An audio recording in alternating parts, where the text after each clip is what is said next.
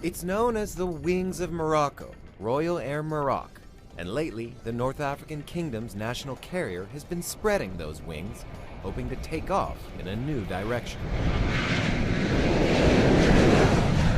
Driss Benima is the company's chairman and CEO.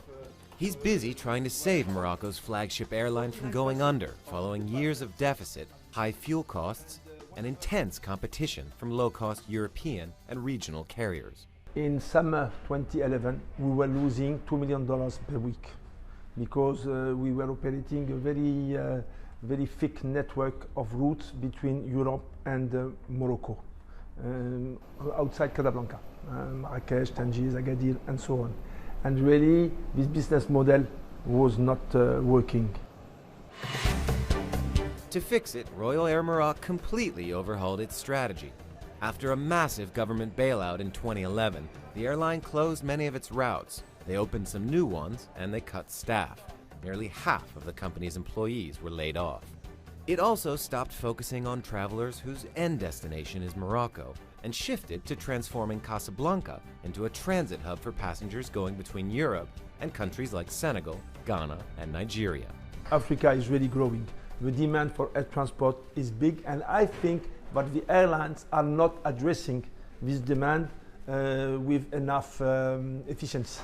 The intra-African market is still not at the level it must be in terms of reliability, in terms of punctuality, and in terms of tariffs. So far, their plan may be working. The airline says 6.2 million passengers flew last year, and a growing number of them were from West Africa. Transit figures are up too. Today, more than half of all travelers to Casablanca immediately fly on to another destination, up from just 5% 10 years ago. And Casablanca expects that the airport's traffic will double to 16 million passengers in the next decade. It's today a very important regional hub that combine the traffic, the direct traffic to different destinations, and also the transit traffic through different markets with the operations of the national airline, Royal Air Maroc. Casablanca is revamping one of its main terminals to handle the new capacity in a $350 million expansion project. Royal Air Maroc now says it's turning a profit and looking to expand too, from 53 planes to 100 by 2025. Some observers, though, are much more cautious about the airline's recent restructuring. John Strickland is a London-based independent aviation analyst. Royal Air Maroc has set up a successful hub in its base at Casablanca, and it's got new fleet, including a new Boeing 787, which are going to make that job easier. Having said that, the airport faces congestion. It does have a lot of competition as well. The Gulf carriers, including Emirates, for example, and Qatar Airways, are already in there. So too is Turkish Airlines, another powerful global hub carrier. So it has to work out which of the routes it's going to continue with. It does enjoy quite a protected position on its traffic rights to a number of cities in Africa, and it recently began flights to Latin America.